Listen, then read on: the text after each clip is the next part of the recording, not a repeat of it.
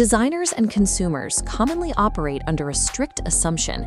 When pure moisture contacts a biological leather matrix, the material is permanently ruined.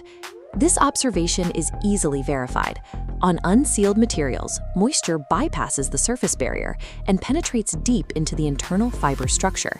That absorption introduces a paradox. Pure H2O entering biological tissue does not actually cause the physical cracking and severe stiffness we typically associate with water damage. Water molecules sitting inside an open biological network are chemically benign. They do not possess the capacity to break the chemical crosslinks that give the hide its strength. If water is not the destructive agent, the true cause of structural decay must be tied to a different environmental variable. This graphic identifies the central variable in the hydration paradox. To find the source of the damage, we have to look past the moisture itself toward the specific conditions of the drying phase. The critical shift that turns moisture from harmless to destructive is the introduction of heat before the material has naturally stabilized. We can observe this by comparing a wet material left to air dry naturally at room temperature against one exposed to a high heat source like a radiator or direct sunlight. While the air-dried material retains its flexibility, the heat-dried sample exhibits macroscopic cracking, severe structural stiffness, and surface shrinking. This physical failure is driven by the thermodynamics of evaporation. The damage is dictated by how the water leaves, not the fact that water was present. Preventing material failure requires analyzing the precise thermomechanics of how moisture escapes the material structure.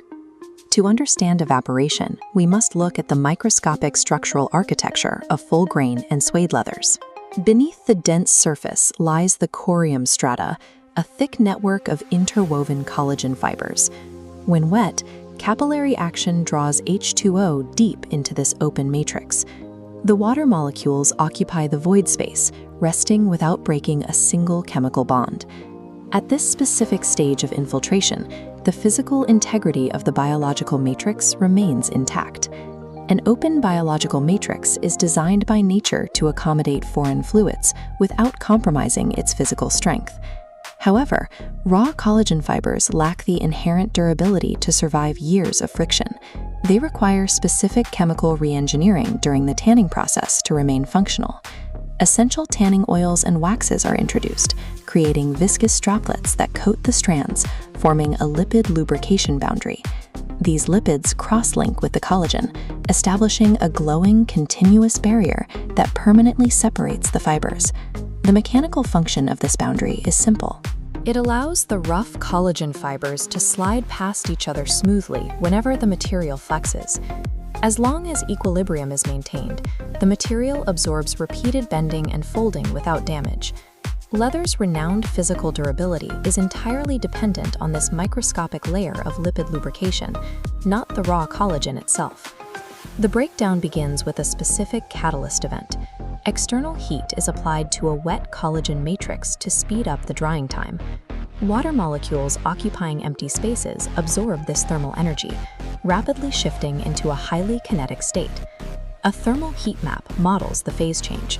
Water molecules undergo rapid evaporation, vibrating violently and pushing upward. As the H2O escapes, it chemically binds to the protective yellow lipid droplets, aggressively dragging the essential tanning oils out through the pores. This extraction leaves the internal corium fibers severely dehydrated and completely unprotected.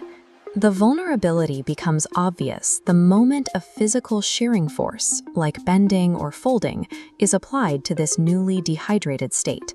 Without the lubrication boundary, bare collagen strands grind directly against one another, creating violent physical friction.